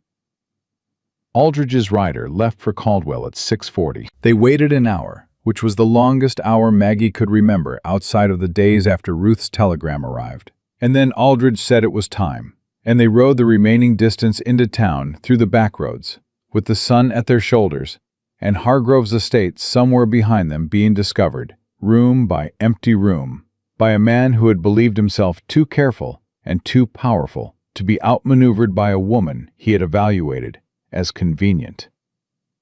She wondered what his face had looked like when he found her room empty. She decided she didn't need to know. Jesse Holt was at the livery with 3 fresh horses and a look on his face that said he had been there for a while, and had not been thinking about anything except the road from the north pasture and whether they would be on it. When Maggie came through the blue door with the children behind her, he looked at her the way a man looks at something he had calculated the probability of and had not entirely allowed himself to believe in, with relief and something underneath the relief that was not relief at all, but older and more complicated. "Any trouble?" he said. "Not yet." His eyes went to Henry, then Lucy. Something moved through his expression. He nodded at Henry with the specific nod that one person gives another when they recognize in them the particular cost of a hard thing done right.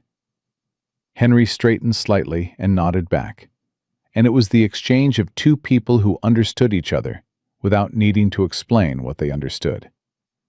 "I've got a man at the telegraph office," Jesse said, already moving to the horses. "He sent word to Beaumont's office in Wichita yesterday evening, after I got Aldridge's message from church. Beaumont's circuit runs through this county on the 3rd week of the month. He's due in Caldwell on Thursday." He paused. "That's 2 days. We can't wait 2 days in Caldwell. Hargrove will have men here inside of 4 hours. "I know. We're not waiting in Caldwell." He handed her the reins of a dark roan mare that looked like she had some distance left in her. "There's a town called Meridian, 30 miles east. It's outside Hargrove's water contracts, outside his sheriff's jurisdiction. And there's a Methodist church there whose minister has been collecting affidavits about Hargrove's land practices for 3 years. He met her eyes. Beaumont will be in Meridian before he comes to Caldwell. If we can get to Meridian today, we can meet him there before he's anywhere near Hargrove's reach. Maggie took the reins. 30 miles. Hard riding, but it's flat and the road is good, and these horses are rested. He looked at Lucy with a gentleness she hadn't seen in him before. Not concealed exactly, but kept for specific occasions. "Can you ride 30 miles, miss?" Lucy looked at him with her enormous dark eyes. "I rode here from the north pasture before breakfast," she said. "I didn't have breakfast." Jessie Holt almost smiled. It was a near thing. "Aldridge's wife packed biscuits. They're in the left saddlebag." He handed Lucy her reins. "Eat while you ride. We're leaving now." They left Caldwell through the East Road at 7:43 in the morning. 4 riders, the sun hard and bright in a sky that had decided to be relentlessly clear, as if the weather had chosen the side. Maggie rode beside Jessie, with the documents solid against her ribs and the empty miles ahead of them, and the complicated mathematics of pursuit working itself out in the back of her mind. Hargrove finding them gone around 7. Sending Webb to look. Webb coming back empty. Hargrove making the decision to go himself, which he would make quickly because he was not a man who delegated things that mattered. "He'll come himself," she said to Jessie. "He won't send men. He'll come." "I know." "He'll know about Meridian." "He'll figure it out. But he doesn't know about Beaumont coming early." Jessie kept his eyes on the road ahead. "That's the only edge we've got, and it's enough if we use it right." "What if Beaumont won't hear us? What if he—" "He'll hear you." Jessie said it without hesitation. "I've known Arthur Beaumont for 11 years. He is a complicated man with a complicated history, and I will not claim he is easy. But I will tell you this. He has never in his life refused to hear evidence placed in front of him, and he has never once let the size of a man's bank account change what he did with what he heard." A pause.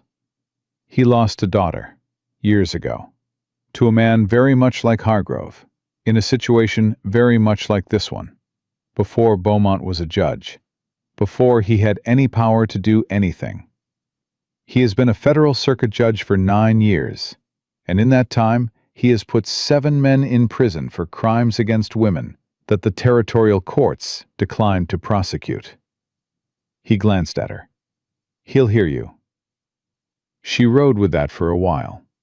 The land moved past them, flat and relentless, and she thought about Ruth sitting at her writing desk, copying documents by candlelight, painstaking and frightened, building the case that she would never live to present. She thought about the ledger in its oilcloth wrapping against her ribs. Hargrove's own handwriting, recording his own murders with the clinical precision of a man who had never once imagined being called to account for them. She thought about power, about what it looked like when it was real, and what it looked like when it was a performance sustained by everyone around it agreeing to pretend, and about what happened when someone stopped pretending. Hargrove's power was real in the ways that money made things real, in the sheriff on his payroll, and the undertaker with his new barn, and the doctor who signed whatever he was paid to sign. But it was also a performance. It required everyone in the county to keep looking away. The 17 families on his list who had lost their land to water rates, looking away. The people in Caldwell who knew about Margaret's soul and had decided that knowing was enough and doing was someone else's job, looking away. Even Henry, for 2 years, protecting Lucy in the only way available to him. Not by acting, but by staying small and quiet and not giving his father a reason to notice him. She had stopped looking away, and Frank Aldridge had stopped, and Jessie Holt had never started. And somewhere 30 miles east, an old judge with a dead daughter had spent 9 years waiting for someone to bring him a case exactly like this one. They reached Meridian at 2 in the afternoon, with the horses lathered and Lucy asleep against Henry's shoulder in a way that suggested she had fallen asleep in the saddle through sheer willpower and pure exhaustion. And Henry had been holding her upright for the last 5 miles without saying a word about it. The Methodist church was a plain white building at the south end of a plain, quiet town, and the minister was a man named Elias Bourne, who opened his door before Jessie had finished knocking, and looked at Maggie with the eyes of someone who had been waiting for her without knowing exactly what form she would arrive in. "Holt," he said. "Bourne, we need rooms, we need food, and we need Beaumont to know we're here before nightfall." "Beaumont arrived this morning," Bourne said. "He's been waiting on something, though he won't say what. Come in." Arthur Beaumont was in Bourne's study, a room that smelled of old paper and lamp oil, and the accumulated weight of serious work. He was perhaps 65, with white hair and a face that had been carved by decades of decisions that mattered. And he looked at Maggie when she walked in, the way Holt had said he would look at her. Completely, immediately, without the intervening performance of courtesy that most powerful men used as a way of reminding you of the distance between you. "Sit down," he said, not unkindly, the way a man says it when he means it. She sat.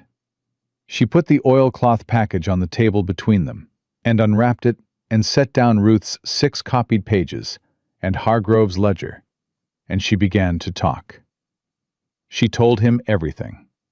She told it in order, without embellishment, the way she had been organizing it in her mind since Thursday night in the basement. The timeline, the evidence, the names, the dates, the amounts paid to the men who kept his secrets. She told him about Ruth's letter and what Ruth had found, and what Ruth had understood was happening to her, and what Ruth had done with that understanding in the weeks she had left. She told him about Dot, and what Dot had seen, and what Dot had told her, and what Dot was doing right now in a kitchen in a house that would be in a fury by this point, standing in the middle of that fury and buying time with 12 years of learned survival. She told him about Henry. She didn't plan to. It came out because she was telling the truth, and the truth included it. She told him about a 13-year-old boy who had been living in a murderer's house, protecting his 9-year-old sister with nothing but his own watchfulness and the specific courage of a child who has decided that someone has to pay attention, even if the paying attention costs him everything. Beaumont listened without interrupting. He was the best listener she had ever spoken to. Not passive, not quiet exactly, but the kind of present that meant every word she said was landing somewhere and being held. He looked at the documents while she spoke, not reading them exactly, but touching them, verifying their existence, registering them with whatever part of a judge's mind registers evidence. When she finished, the room was quiet for a moment. "The ledger is his handwriting," Beaumont said. It was not a question. "His handwriting, his dates, his notations, identical to every other document he produced that I saw in the house." "The copies your sister made?" "Are accurate. I compared them against the originals in the basement before I took the originals." Beaumont looked at the ledger for a long moment. "Clara Atwood," he said quietly. Maggie looked at him. "You knew her?" "I knew of her. She was a business agent in Wichita, 1873, 1874. Disappeared. Her family reported it. Nothing came of it." He set the ledger down with the careful deliberateness of a man setting down something he had been looking for a long time. "Her family has been asking questions for 5 years. The room held that for a moment. "I can issue a warrant," Beaumont said. "I will issue a warrant. Today, before nightfall, before Hargrove knows where you are or has any opportunity to move his resources." He looked at Maggie directly. "The arrest will be made by federal marshals, not the Caldwell sheriff. I will make that explicit in the warrant. Hargrove's men in that office will have no legal standing to interfere. He'll fight it. He'll try. He has lawyers and connections, and he will use every one of them. Beaumont's voice was level and held no anxiety about this. He will fail. This evidence is not circumstantial. This is not a frightened woman's account that can be explained away as hysteria or grief. This is a man's own record of his own acts, and I will put it in front of a federal jury. And I have been putting evidence in front of federal juries for 9 years, and I do not lose cases like this one. Maggie believed him. She believed him not because she needed to, but because the man sitting across from her was not performing confidence. He was stating a fact about himself with the same flat precision that Hargrove stated facts about his water contracts. The precision of someone who has long since stopped needing anyone to agree with their assessment of themselves. "The children," she said, "will remain under federal protection until the trial. After the trial," he paused, "that is a matter for the court to determine. But I will tell you that I intend to make a recommendation, and my recommendations carry weight." He looked at her steadily. "Your sister trusted you to finish what she started. The court will want to know there was a responsible adult prepared to see this through. Are you prepared for that?" "I've been prepared for that since Boston," she said. He nodded once and reached for his pen. The warrant was signed at 4:17 in the afternoon.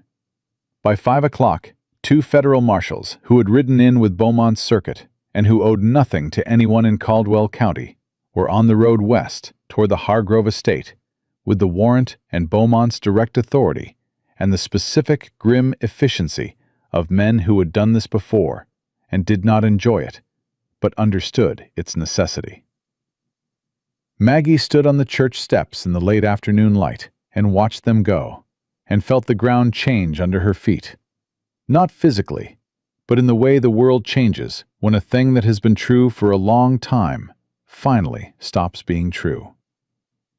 Jesse Holt was standing beside her. He had been beside her at various distances for most of the day, close when it mattered, and back when she needed space, with the instinctive calibration of a man who had spent years learning the difference.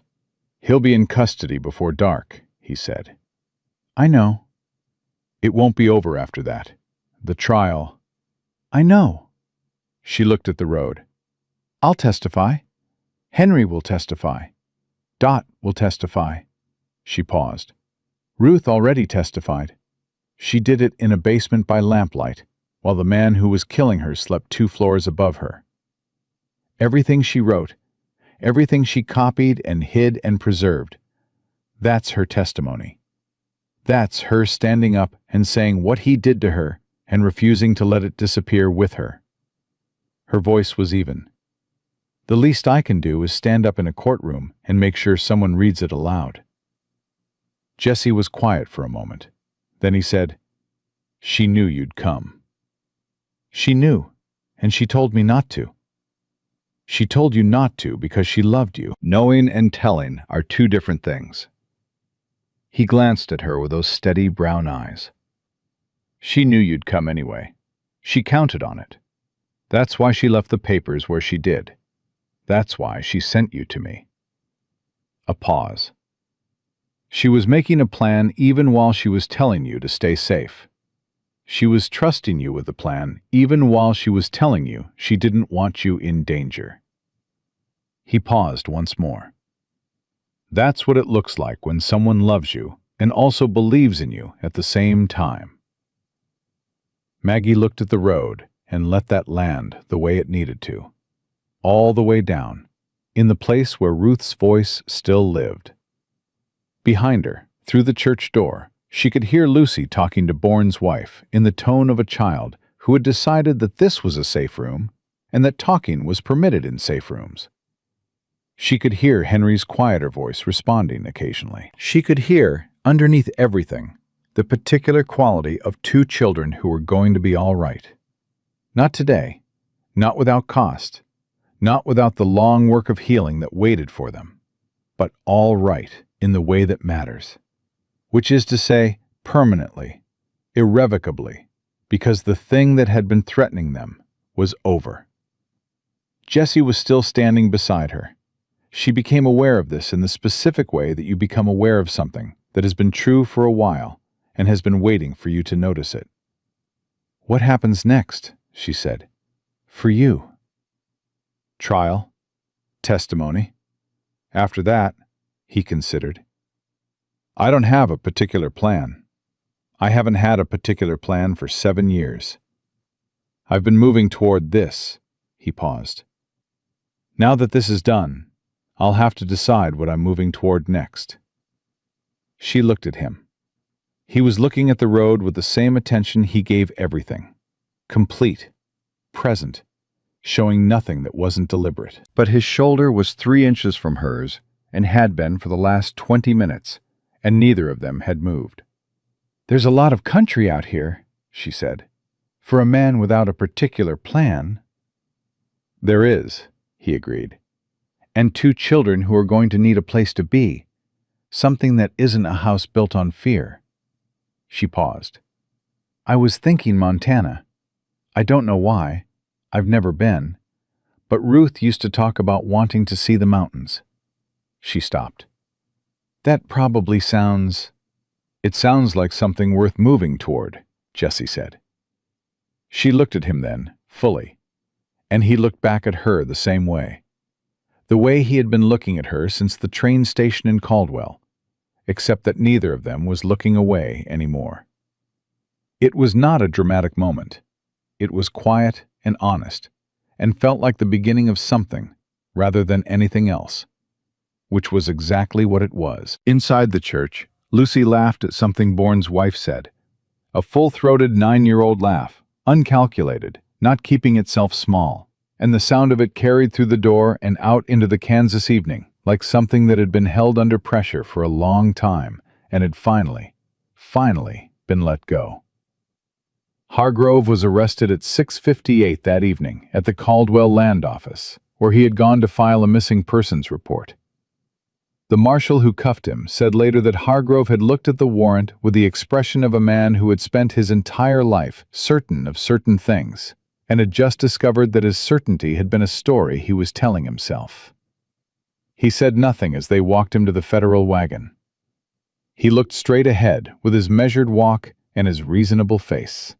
And for the first time in Maggie's understanding of him, the reasonableness was just a face, just a surface, with nothing behind it that could help him. He was tried in federal court 4 months later. Beaumont presided. The trial lasted 9 days. Maggie testified for 3 hours on the second day in a clear, steady voice. And when Hargrove's lawyer suggested that her grief had led her to misinterpret what she found, she told him that she had been a school teacher for 4 years and knew the difference between misinterpretation and evidence, and that she would be happy to go through the ledger, line by line, if he needed help reading it. Henry testified on the 5th day. He was 14 by then, and he sat in the witness chair and told the truth with the flat, careful precision of someone who had been holding it for years and had finally been given a place to put it down. Dot testified on the 7th day. She came in from Caldwell in a borrowed dress, and she sat in the witness chair, and she told the court everything she had seen in 12 years in that house. Everything she had suspected and stayed silent about, and finally stopped staying silent about. And her voice did not waver once. And when she was finished, the courtroom was very quiet. Cornelius Hargrove was found guilty on 4 counts of murder in the 1st degree. He was sentenced to hang. He died on a cold morning in November, and Maggie was not there, because she had things to do with her time that mattered more than watching a man receive what he had given to others. She was in Montana by then, in a small valley between 2 ranges of mountains that were nothing like anything she had seen before, in a house with a fireplace that drew well, and a kitchen that smelled of real food, and 2 children who were slowly, steadily, in the way that healing actually happens, not all at once, but in small daily increments, in laughs and nightmares and ordinary mornings, and the gradual expansion of what felt safe, becoming people who believed the world could hold them without hurting them. Ruth had known she would come. She had counted on it. She had spent her last weeks building the evidence and hiding the proof and pointing toward the people who could help, and all of it had worked exactly as she had designed it to work. Because Ruth Calloway had been, underneath the lavender perfume and the dried wildflowers and the careful diplomatic letters home, the most quietly determined woman her sister had ever known. Maggie thought about that on winter evenings when the fire was going and Lucy was showing her newest painting to Jessie, and Henry was reading at the table with the focused stillness of a boy who was becoming a man and taking the process seriously. She thought about, get yourself out before what happened to me happens to you.